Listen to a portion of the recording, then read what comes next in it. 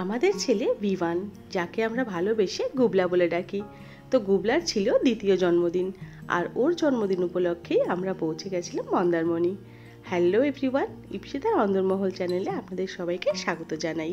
ভোর 6টায় এক মাথা বৃষ্টি নিয়ে জার্নি শুরু করলাম। আর রাস্তাঘাটে এত বৃষ্টি হচ্ছিল, সেই কারণে ছিল প্রচণ্ড জ্যাম।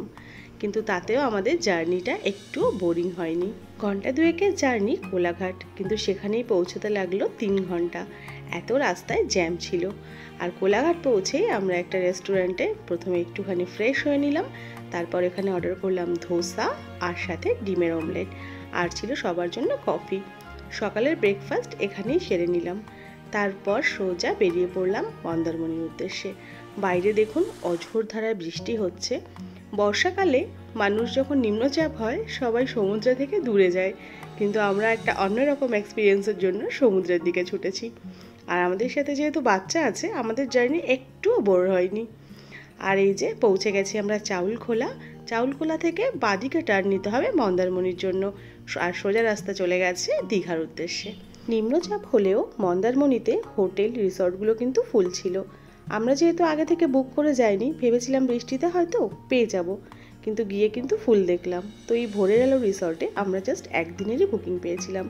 রিসর্টটা খুবই সুন্দর, আপনারা গেলে আপনাদের প্রচণ্ড ভালো লাগবে। ঢুকেই বাদিকে রয়েছে একটা সুইমিং পুল, আর ডান দিক থেকে রিসর্টের রুমগুলো। দোতলা বিল্ডিংয়ের রুমগুলো থেকে তো সমুদ্র দেখা যায়ই, তার সাথে সবথেকে সুন্দর যেটা পার্ট, এই সামনের রুমগুলো। এই যে সামনে ছোট ছোট করে দুটো করে রুম রয়েছে এক একটা বিল্ডিংয়ে। এখান থেকে জাস্ট ঘরে বসে, জানলা দিয়ে, দরজা দিয়ে, খাটে বসে সব রকমভাবে সমুদ্র দেখা যায়। আর এখানে কিন্তু পার্কিংয়েরও কোনো অসুবিধা নেই, আপনারা নিজেদের গাড়ি নিয়ে এলে খুব সহজেই এখানে পার্কিং করতে পারবেন। এই রিসর্টের আমার যেটা সব থেকে বেশি ভালো লেগেছে সেটা হলো এই রুমের সামনের এই জায়গাটুকু। আমরা একদম সমুদ্রের সামনের এই রুম দুটো নিয়েছিলাম পাশাপাশি, আর একদম দরজাটা খুললেই মনে হচ্ছিল উঠোনে দাঁড়িয়ে আছি, আর উঠোনের উপরে সমুদ্রের জল এসে বাড়ি মারছে। ভীষণ সুন্দর লেগেছিল। আর রুমগুলো আপনাদের দেখিয়ে দিই। প্রথমে ঢুকেই বাঁদিকে একটা বেড রয়েছে, ছোট্ট একটা সোফা, তারপরে রয়েছে একটা টিভি, সুন্দর করে বেশ ক্যাবিনেট বানানো হয়েছে আর কি। আর এখানে আলমারির সাথে একটা আয়না, আর রয়েছে বাথরুমটা মোটামুটি ঠিক আছে, যেরকম আমরা পরিষ্কার পরিচ্ছন্ন চাই সেরকমই ছিল।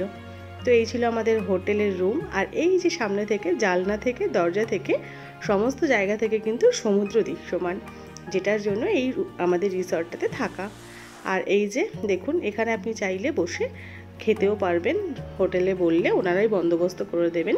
সামনে চেয়ার টেবিল পেতে সমুদ্র দেখতে দেখতেও খুব সুন্দরভাবে খাবার এনজয় করতে পারবেন।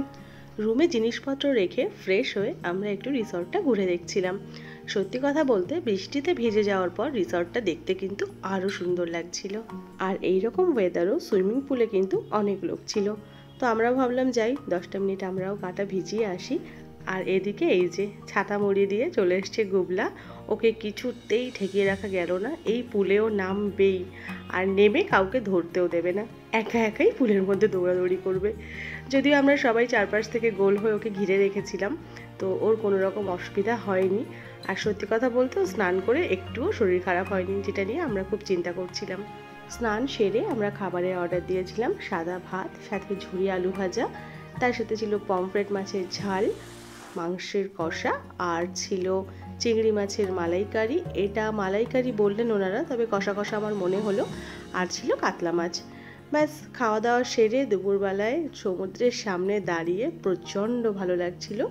আর এখানে দাঁড়িয়ে আমরা মেনলি আলোচনা করছিলাম আমাদের আগামী দিনের গন্তব্যের, কারণ এখানে আমরা একদিনের জন্যই হোটেলের বুকিং পেয়েছিলাম।